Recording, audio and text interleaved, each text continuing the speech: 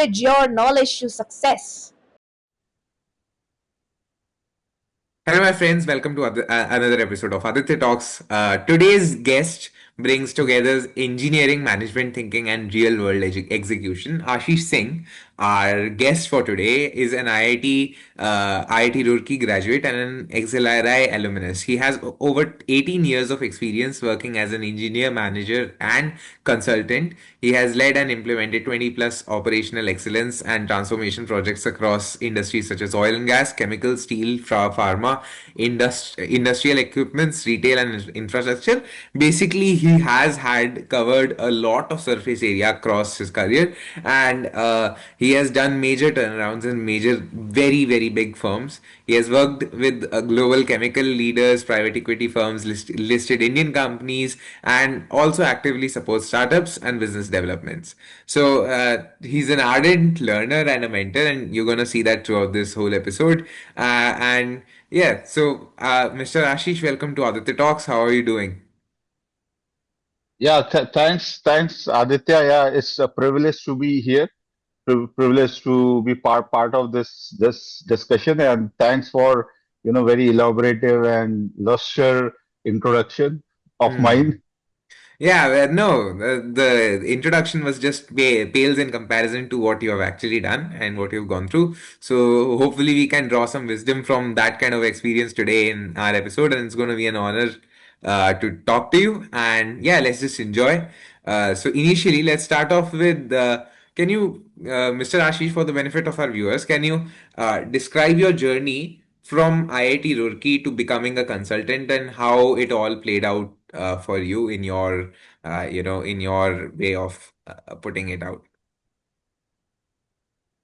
Yeah, it's basically, I mean, it's just like a roller coaster. I mean, I kept on, doing the work, enjoying the work, whatever comes my way, but with, of course, inclination towards learning, because I have a lot of affinity and inclination towards learning new things, implementing those, learning, and that's why I moved from, you can say, like, temple of learning, which is like IIT, to some of the Fortune 500 companies, where I get privileged to work with, not only work in the companies, but work with some of the best managers, some of the best brains, where I could learn a lot many things in the initial part of my career, which is like pivotal, proved to be a pivotal for later part of my career. And then from there on, the you can say, place kept on changing, people kept on changing, but uh, the objective of keep on learning and implement those learning remain the root of my whatever decisions I had taken, and that made me to move from industry to consulting, where I got chance to actually implement the practices which I learned while working in industry, while studying at, you can say, IIT or XLRI, my experience working with people, and solving problem is, you can say, my passion. I mean, it could be like people problem, or problem related to technology, problem related to a machine, what we call in, like, 3M, man machine material, or method, rather 4M. So problem solving is my passion, and that's made me to move from industry to consulting domain. Yeah, that's really interesting. So you already always had a passion for problem solving, and that kind of translated over in your career, where you went from engineering to management and influencing and solving bigger problems on a very large scale in Fortune 500 companies, and your own firm and other firms as well. So you worked as a engineer, consultant, and business leader. How did each role shape your thinking? So see, when you actually come in the real world of problem solving, it's not that everything happens or you have to solve that problem in silo. Uh, it's not only the engineering problem, or it's not only the people problem, or it's not only the processes problem or system problem. It's not or, it's always and. I mean, if you solve a problem of any industry or business, it will comprise of everything. You have to solve the problem through some of the engineering methodologies. Of course, you cannot leave out people, because people are there for everything and in everywhere. So you have to solve the people problem. There will be, processes also related to any business or any thing. So you have to solve the processes to actually solve the problem. So basically, it's an amalgamation, or mix of everything. And I can say I'm fortunate enough that I have come from engineering background, and then did some of the management work. So it's a mix of you can say management plus engineering, which actually helped me to gauge a problem in a much better way and provide the solution to those problems on a sustainable basis. So basically, I can say it's a combination of whatever learning I had, right from engineering to management to people. So yeah. Yeah, that's interesting. So looking back at your career, what kind of outlook do you have? What kind of learnings have you drawn from, your such a vast surface area? You've covered so many aspects. What are your learnings? So my first learning is, I mean, the most important thing in any business or any domain, you can say, or you say that you have to solve the problem, is people or the team. uh, you have to pay a lot of heed on first on the people part, and then comes other things, whether it's like process, machine, system, or whatever jargon you can use. But most important thing is the team, or the people you build around you, or the team you build. I mean, by upskilling them or empowering them, or guiding them.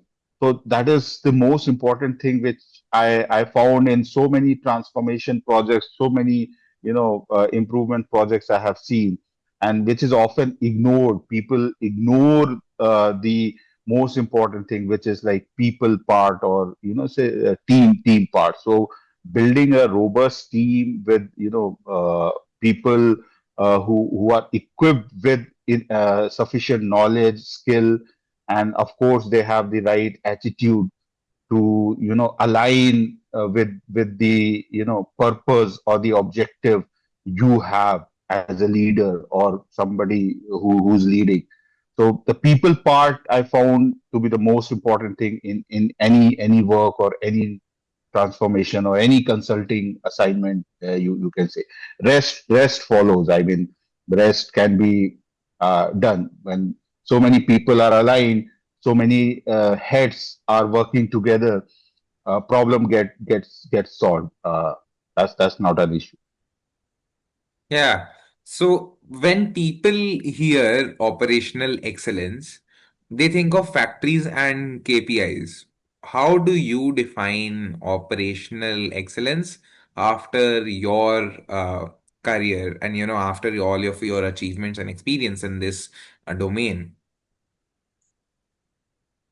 So yeah, I mean, people often talk operational excellence, and they link it only to factories or KPIs, because this can be seen. I mean, people can see this upfront, and that's why people, start associating operational excellence or business excellence only to, again, I'll say factories, machine, and all those things. But operational excellence is not something which is limited to only factories, machines, or some kind of asset. It's has a much broader domain or much broader role. Even when I just few minutes before I said that people part is the most important thing, so operational excellence is also involved in the people part, which is hard to be seen and hard to be proved, and that's why people don't speak about it. It's like electricity, right? People cannot see electricity, but they can see a bulb glowing or tube light glowing. So people talk about that bulb or tube light. They don't speak about the electricity because that is not seen. But operational excellence is actually, uh, I mean, relates or coincides with people part also. So it could be as simple as that. People are getting upskilled. People are managing their work, their time effectively. How they are managing their team, how they are leading their team, that is also part of the operational excellence. I mean, there are ways to monitor those things. There are ways to measure those things. However, difficult because it's an art. I mean, in the end, and normally I say that such consulting assignments are science plus art.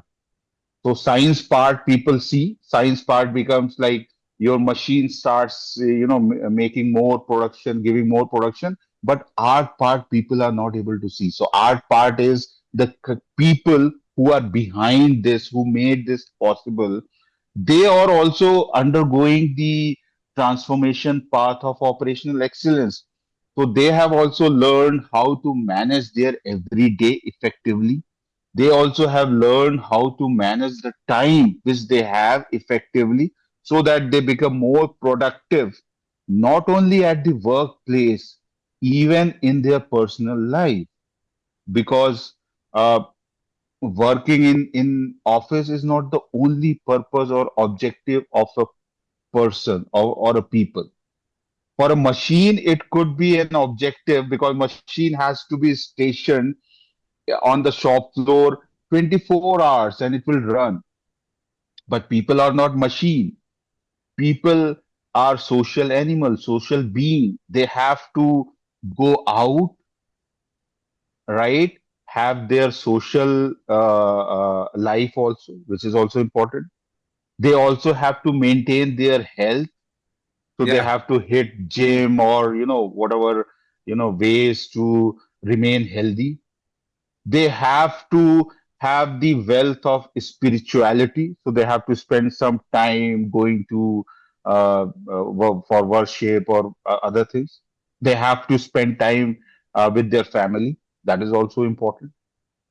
So managing this is also an operational excellence in their own way, and that is very important, and which often people ignore. So operational excellence is not only the excellence of production, machine, factory. It's the operational excellence of entire system, and in that entire system people part is very critical and very important.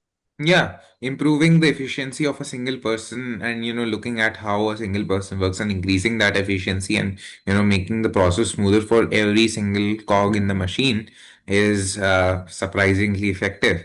So that's a great advice. And so moving on, And what are it's not only the efficiency of a person at the workplace. I mean, yeah. he has to be efficient even outside the workplace also, because he has to spend time outside the workplace and in the society. And the kind of demeanor he has, a kind of time he spent outside his workplace in the society is also very important. because Yeah, that will have the cascading effect on society, on his workplace, on his colleagues, or everywhere. So yeah. yeah, that absolutely makes sense. So, what are the core principles of operational excellence that apply universally, according to your experience? So I think core principle uh, would be first, of course, managing your time effectively, or the resource which you have. That is one of the key levers of operational excellence. How you manage or how you optimize the resource you have. So resource could be time, of course, which is important. Resource could be money. This resource could be any raw material, if you talk about actual factory operational excellence. So managing your resource is one of the key important, or the lever. Second is, of course, ensuring that you have a discipline. So in operational excellence terms, the discipline comes as system, which ensures that whatever best practices you have under the operational excellence, those are repeated, or those becomes the habit. So it should not be a one-time kind of exercise. It should become a habit, so that it should repeat. So system part of bringing the discipline is the I'll say the second lever of the operational excellence. And then third is, of course, the you can say the sustainability of that. So it should sustain over a period of time. And fourth is continuous improvement. So it's not that things should stop at something which you have achieved. In fact, you should keep on improvising, keep on improving over and over it. So that things keeps on improving, and a person can move, keep on moving ahead, and keep himself challenged. Uh, yeah. Yeah. So, can you tell us, like, for my viewers, majority of my viewers are youth. So, how can youth apply operational excellence in their daily routine, studies, and work habits? And how do you believe, what are the key principles that you have, which you believe that everybody should follow in order to, improve their lives? And what kind of suggestions or tips can you give from your experience? So I keep on interacting with the young guys, and especially young MBA guys. I have association with few MBA colleges where I get opportunity. In fact, I call it my privilege, because I love interacting with the with youth. I mean, the kind of energy they have, the kind of knowledge they have, whether it's related to technology or anything. So I love grasping the knowledge from them, sharing and interacting with youth. So yeah, youth, as everybody says, the future of society. I mean, they are going to in the end lead this society. So youth, I have one thing to say is that uh, yeah, I mean, they are on the path of they have adopted operational excellence. I can say in their life, the way they manage their time, the way they manage so many activities in the present scenario, in the present world, which was not the case when I was young. When I was young, the kind of distractions, I would say, were very less. I mean, there was no Insta, no Facebook, no such digital media. Of course, I mean, the I can say resource for the knowledge was limited. It was like library or books or something. But I would say the source for distractions were very less. So we could focus on certain things.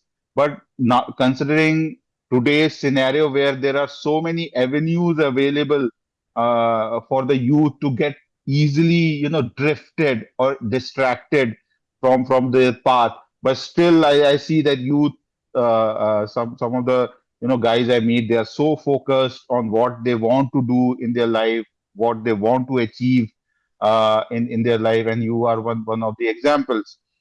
So yeah, I mean, they are on the path. I can say operational excellence, but yeah. I mean, they have to apply some of the good practices of the veterans also, or seniors. Is first they should understand that nothing can replace the experience. So they have to undergo the journey of gaining the experience to reach to a level, right? I mean, you Exactly. cannot, no matter how young you are, how fast you are, you cannot reach to the pinnacle of any ladder in one step. You have to go through those steps. However, you can, instead of using a normal wooden ladder, you can now have escalator. That's different thing. But you have to go through that journey. Yeah, So thankfully we stand on the gain shore. As Einstein said, he only went so far as he did because he was standing on the shoulder of giants. So yes, we have also, the past generation is also here to help us, and kind of with this age transformation in this age, we have a lot more distractions, but we also have a lot of resources available. So it depends on how we use them and how we allocate our time, and aside from that, and how we use our learnings from our seniors. So yeah, that correct. And one thing is that youth should not take everything as an entitlement. So suppose you have reached to a good MBA college. That doesn't mean automatically you get entitled for some, very lucrative job or very high position job. It's not an entitlement. It's a journey. You have you have done good. That's why you have got into the good college. But now you have to go through the same kind of grill in that college, and then join some place for work. Then again go through the cycle of learning, and then you will reach to a certain place. So that is one very important thing which I notice in some of the guys whom I interview in MBA college, that they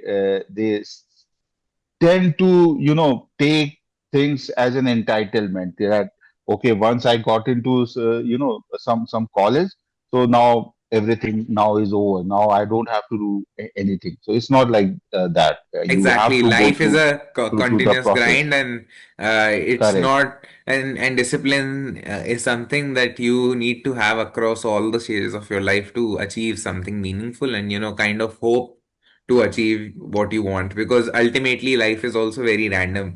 Even if you work to the best of your capabilities, there is no 100% guarantee that you will achieve your goals. But if you have discipline and structure, and then upon that you have consistency, I believe a lot of challenges get resolved, and life is generally easier for those kind of folks. So yeah, absolutely great advice.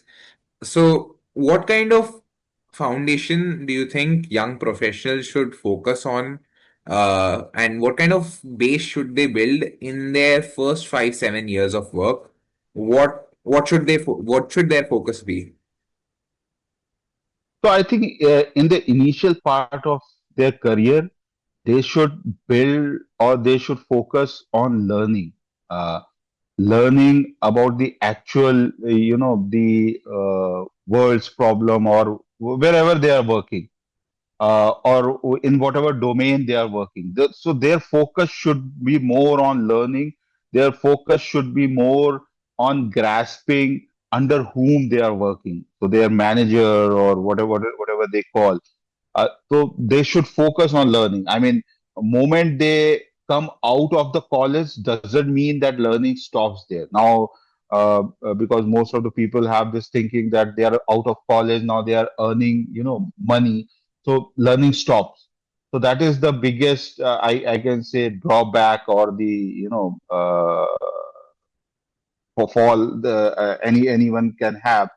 So in first few years, 5 years, or it could be 6 years, students or youth should focus on learning the skills, actual skills, because what you learn in classroom and what actually you face when you work at any workplace, there is a gap, and it's very difficult to bridge this gap. No matter how hard colleges try to change their curriculum and everything, it cannot be changed so easily. You will always have newer challenges when you actually go in the real world for working or for earning money. It's not an easy thing.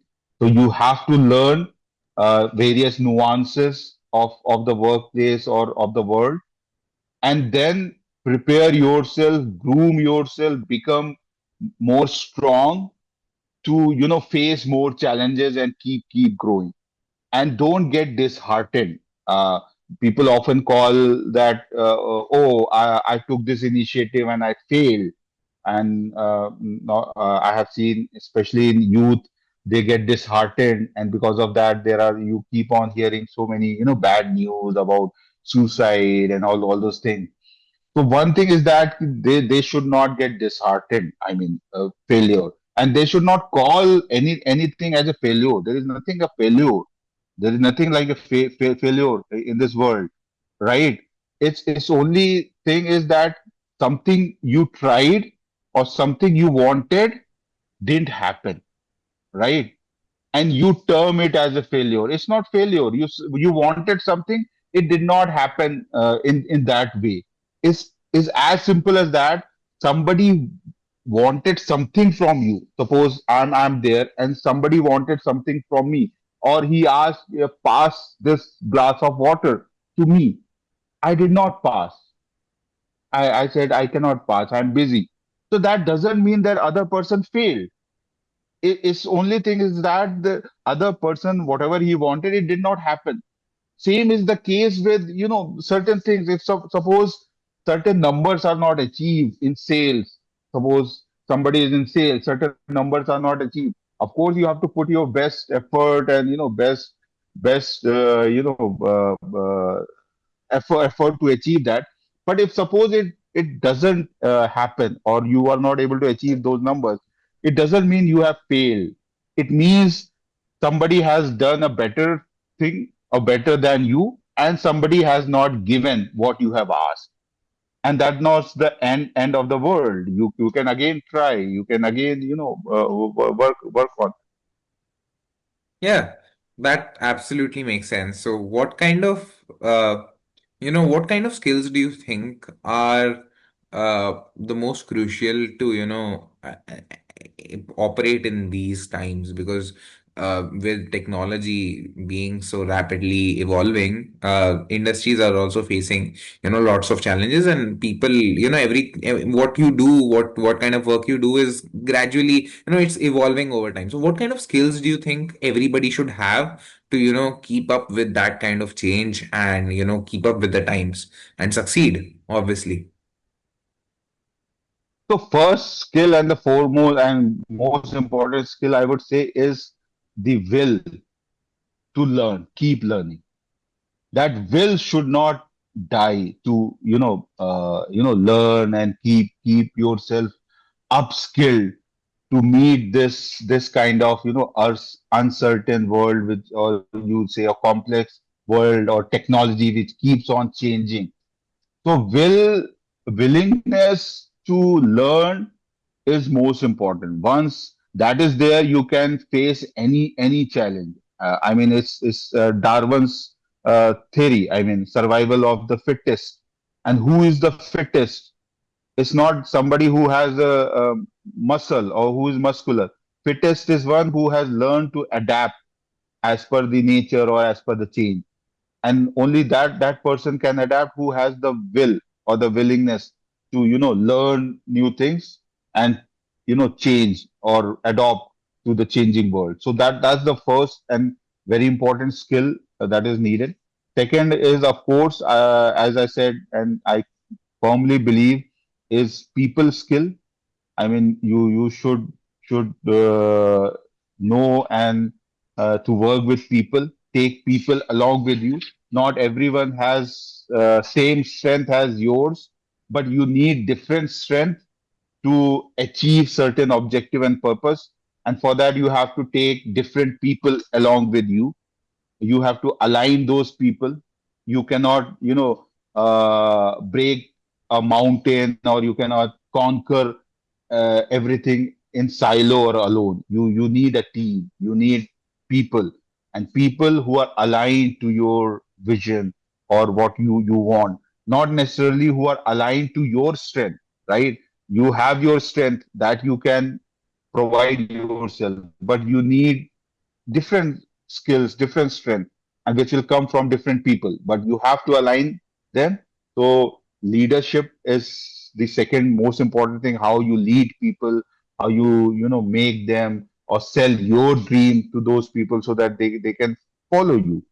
So working with people, empowering people, skilling people is the second, I think, I would say, the most important thing which is needed in this world. Exactly, because with the evolution of technology and the people skills are going to be the only kind of thing which are going to stay constant over the career, over most of the people's careers. And I think these skills are the most relevant because human to human interaction will greatly appreciate in the future years. Moving True, on. because I think every species or every person who is born is intelligent. Exactly. Uh, I don't believe that people say that critical thinking, reasoning, these are the skills which should be there, and people don't have. Everybody has who is born. It's different things. Somebody don't have the privilege actually to go through that kind of rigor, that kind of maybe schooling, that kind of training. uh, that's the only thing that differentiate. But moment they are given that training, they can easily adapt to the solving a complex problem. Critical, they develop the critical thinking. They will develop the reasoning. Exactly. So interaction and personal skills are going to be very important in the future. And aside from that, technology will evolve. So any kind of meaningful skill you develop will always get disrupted in the future, anyways. Because a lot of skills, like such as people who worked, and a lot of jobs are getting disrupted by AI. And in the future, we don't know what is going to happen. Nobody can predict the future. So ultimately, the best thing we can bet upon is human to human skills, and I think these are the most important things we can invest in as of now. And True. I mean, AI or any technology you see, they are not disrupting any job, or they are not, I guess, they're destroying any job. They are just enabling the job, or you can say the pace at which job is done, or the pace at which knowledge flows. They are just the enablers. They enable. no, but But you have with time, I think AI is also going to take over all of the menial tasks that people do, and that kind of thing is going to be it. AI is just going to be a tool for creative people to use and implement a lot of the hard data collection stuff, and organizing stuff is going to be taken over by AI, and all of that is going, obviously new jobs are going to be created, but the fact still remains that creativity and personal skills are going to be something which will never change over time. So true. I mean, yeah. yeah. It's like that. I mean, it's just speed up the work, and that helps a person to do more work. I mean, it's you can go back to the time when this Excel sheet was, came into the picture. And before that, people used to do the calculation maybe through calculator or, pen and paper.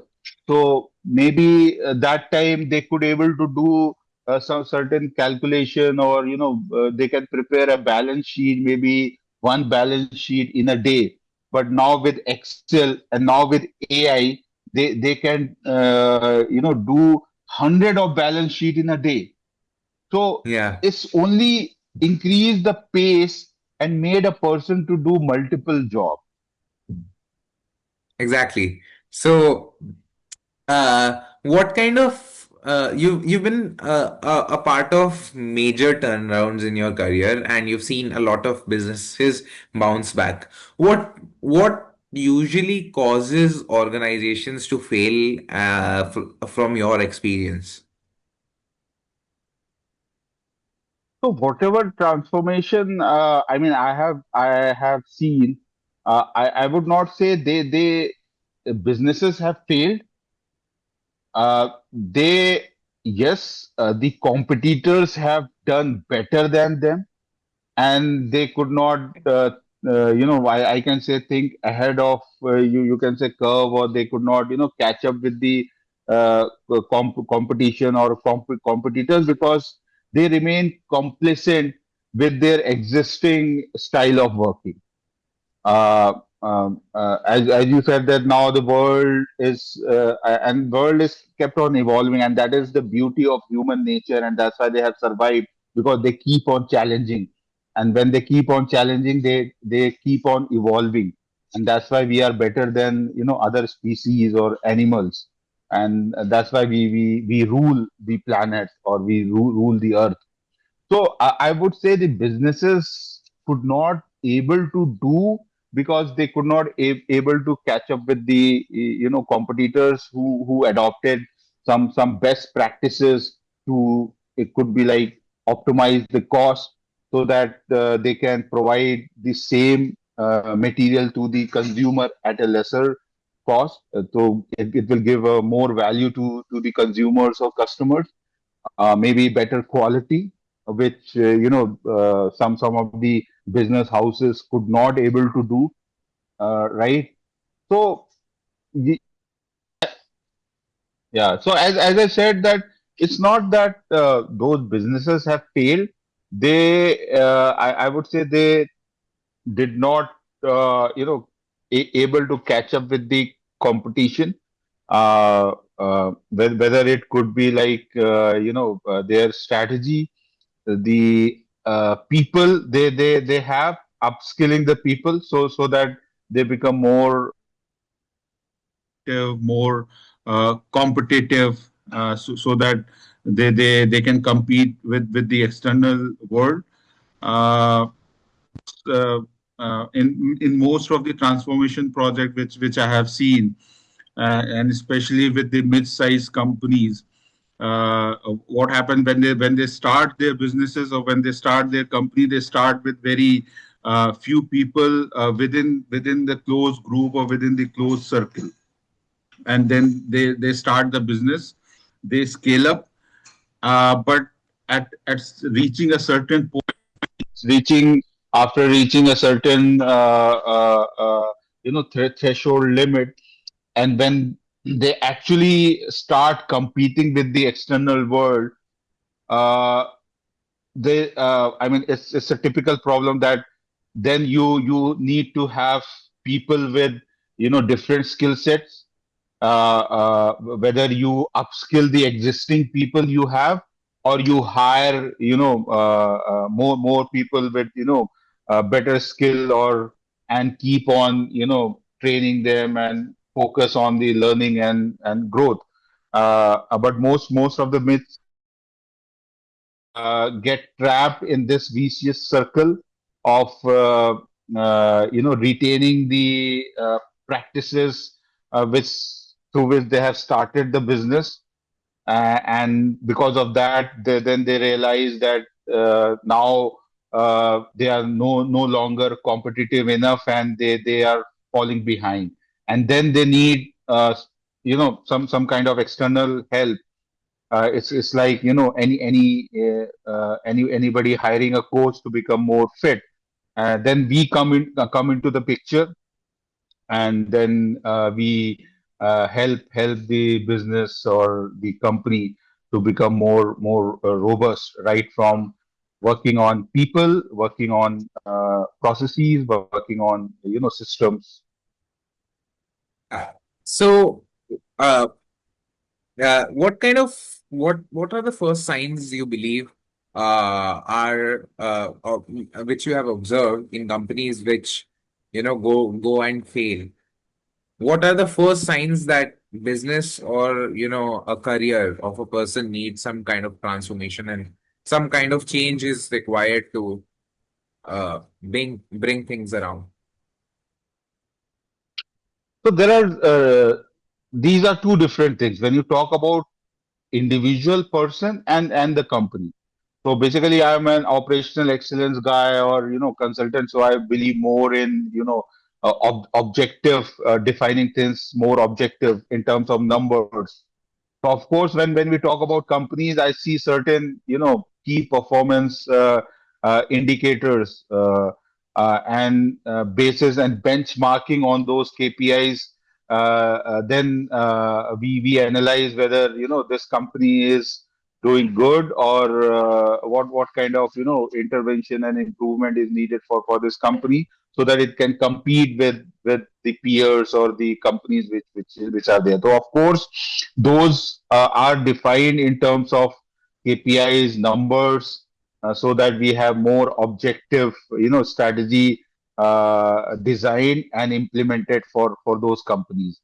But when it comes to an individual person or his career, of course, it's very difficult to define in terms of numbers or objective, because uh, people are different from any entity, I can say. I mean, a person can be called as more successful, because there is no concrete definition of a success when it comes to people, because it's very subjective. Different people have different definition for success. For somebody, success is that he is able to, earn sufficient money to take care of himself and his family. Maybe, and that earned money or number can be different for different people. It can be two for somebody. It can be four for somebody. It can be six for somebody. There is no limit to it. Yeah, Whichever number satisfies a person and keeps him happy. So eventually, when it comes to people, I would say one important factor for his, I can say, to define whether he is good or he is not doing good, he should ask himself whether he is happy or he is not happy. He is content or he is not content. So that is the most important thing. And happiness is very difficult to gauge or barometer, because he has to design the gauge and barometer himself. Nobody can define a barometer for him. People can help him, of course. People can coach him. People can guide any person for that barometer or for that measuring tool. But he has to design tool for himself, and he has to assign that number for himself. But eventually, he should ask one question, that whether he is content and he is happy. That is the most important. exactly. The definition of success is very fluid for people, and it varies from person to person. And obviously, there's people depending on your meaning of success. You should introspect, and you should uh, you should introspect and focus on what kind of things you can influence in your life to achieve those goals. And self-reflection is also something that plays an important role in long-term success. How do you think individuals should respond when things are not working out in their career? I think again, as I said, that if something is not working in your career, so first of all, you should have the clarity what you want to achieve. Because I have seen many people don't have the clarity itself, and then they keep on complaining that something is not working. I mean, they should ask. I mean, what is not working, boss? First, you should have the clarity that what you want to achieve in career. Career doesn't mean that you will next day or tomorrow you will become managing director of a company, or you will have your own business, being running tomorrow. uh, I mean that kind of thinking, if you have, then you need certain clarity. So first of all, and most important thing is that you should have the clarity that what you want to do in your career or in your life. I mean, when you study, you know that first you have to do class 1, class 2, class 3, and in every class you have to do, or you have to get certain marks to get promoted. Of course, in that somebody will come first, somebody will come second, somebody will come third also. That doesn't mean that if you are fifth or sixth, you will not be promoted to next class, or next section. So it's like that. I mean, in career also, you first of all you should have the clarity that what you want to achieve. Once you have the clarity, and that clarity will not come with the random thought. I mean, because as I said, in today's world, because of so many avenues of technology, and you get easily influenced by so many social media posts or movies and other things, that the moment you come out of the college, you are like wearing a fancy coat or fancy blazer, and sitting on the empty chair, and people are around you, and you are doing, and then you start dreaming about all those things. It's not like that. I mean, you have to go through certain process, certain step to reach to that position. So again, introspection, if you think that uh, correctly you have envisioned your career, that what you want to do, and in that envisioning or creating that career path, you have taken help of some good mentor, or whom you trust, and you have taken his input. And if certain things are not working in that journey, then take a step back. uh, think over it, do some kind of introspection, that what went wrong, what you have planned, why it's not working. There is always plan. I mean, I'm a hardcore sports person. I love to play sports, and I would say that nobody has failed as many times as I have failed, whether it's you can say workplace or at the sports arena. Because I believe one thing: nobody can fail more than a sports person, because sports person play game every day, and every day he cannot win. He will lose certain days, and he will win certain days. But on certain days when he lose, he will try to study where the things went wrong, what competitor had better edge over him. So it's just like that in career also. I mean, if certain things are not working the way you thought, take a step back, think over it again, go back to your the person whom you trust, that he can give a good advice to you for improvement. Yeah. So yes, I mean, it's like that continuous improvement. As I said, operational excellence is all about continuous improvement. He keep on improving step by step. Yes. So we talked about personal and people skills being more important in these times. In accordance with that, leadership is also one of the most emerging wanted traits by many firms, and leadership skills are greatly appreciated in the industry. How